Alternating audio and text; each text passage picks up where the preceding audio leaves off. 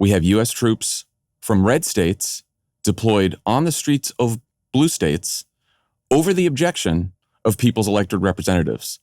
Those troops are ostensibly there to defend the government's paramilitary force that now lands Black Hawk helicopters on Chicago apartment buildings in the middle of the night and drags people out who are citizens and legal residents and children half naked, screaming and crying, who have committed no crimes. There was a priest who was praying outside an ICE facility. It was on video, and they just shot him in the head with a pepper ball. He was doing nothing. He was a priest. He was praying. Like, we might not want American politics to be about this, but American politics is about this. The Trump administration has decided to make American politics about this, and they have used the federal government to make sure that American politics is about this. Am I surprised that the median voter, that the average American isn't as concerned about this as they are about their own premiums? No, of course not.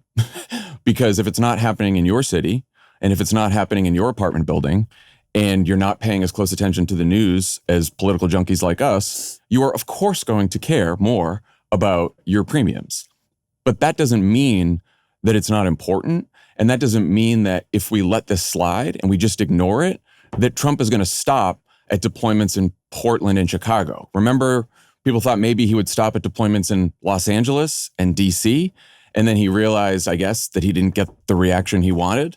Now Chicago seems like the one city where he is getting more of the reaction that he wanted because ICE's tactics have been so militarized and so aggressive.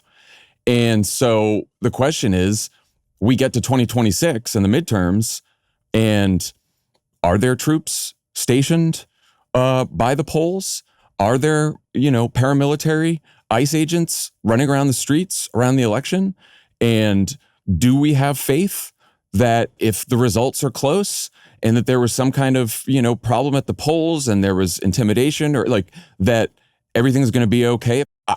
I don't know. I hate being like the doomer person and I don't like getting people alarmed unnecessarily. And I don't think we should be alarmed, but I think we should be clear-eyed about what's happening here and what it's going to take to stop it.